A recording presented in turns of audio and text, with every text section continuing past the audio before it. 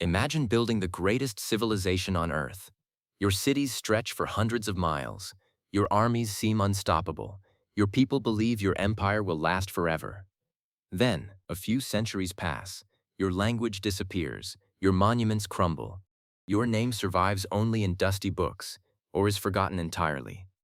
History is filled with empires that once believed they were eternal, yet every single one eventually faced the same question: why do great civilizations collapse? Today, we're exploring the forgotten empires that once ruled the world, and what science, history, and philosophy reveal about their rise and their inevitable fall.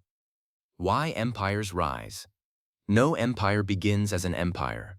Almost every civilization starts as a small community solving simple problems. People gather near rivers for fresh water. Farmers learn to grow more food than they need. Trade connects distant villages. Knowledge spreads. As populations grow, societies become more organized. Historians call this increasing social complexity.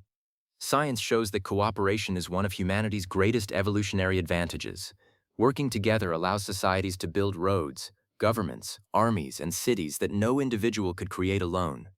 But success creates new challenges. The larger an empire becomes, the harder it is to control. The Empire of Akkad. Over 4,000 years ago, the Akkadian Empire became one of history's first true empires. Its ruler united many cities under one government. For a time, everything seemed unstoppable.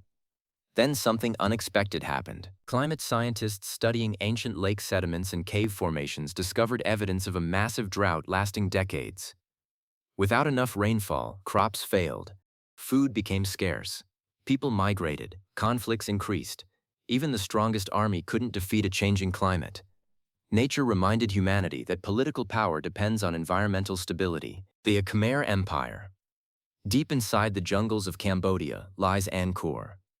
Today, magnificent temples stand surrounded by forests, but centuries ago, this was one of the world's largest cities.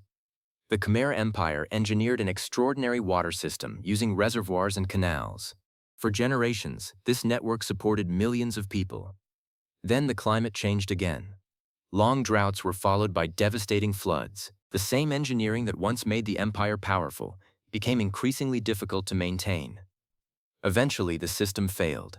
A civilization famous for mastering water was overwhelmed by it. Why success can create failure? Here's a fascinating paradox. Success often plants the seeds of decline. As empires grow richer, they also become more complicated. More laws, more officials, more taxes, more armies. Every solution creates new problems that require even more resources. Some researchers describe this as the law of diminishing returns. In simple terms, each new investment produces smaller benefits while becoming increasingly expensive. Eventually, maintaining the empire costs more than the empire can sustain. Growth slows, instability grows, collapse becomes possible. The lesson of Rome. The Roman Empire wasn't forgotten, but its story teaches the same lesson. Rome dominated much of Europe, North Africa, and the Middle East. Its roads, engineering, and legal systems influenced civilizations for thousands of years. Yet Rome faced countless pressures: economic instability, political corruption, civil wars, external invasions, population decline. No single event destroyed Rome. Instead, historians increasingly view its collapse as the result of many interconnected problems unfolding over centuries. Complex systems rarely fail because of one cause. They fail when multiple stresses occur at the same time. The philosophy of impermanence. Ancient philosophers understood something modern science often confirms: nothing remains unchanged forever.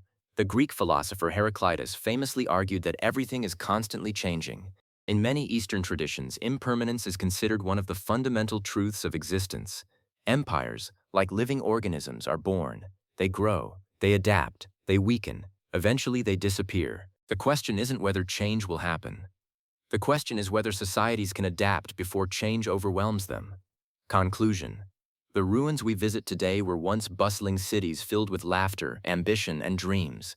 The people who built them probably believed their civilization would last forever, just as many people do today. History doesn't tell us that collapse is inevitable.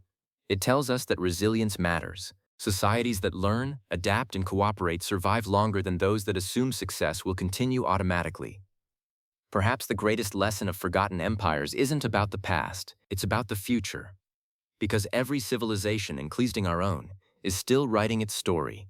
So the next time you see the ruins of an ancient empire, remember this. Stone may crumble, names may fade, but the lessons they leave behind can outlive kingdoms themselves. If you enjoyed this journey through history, don't forget to like the video, subscribe, and join us next time as we uncover another mystery from humanity's past.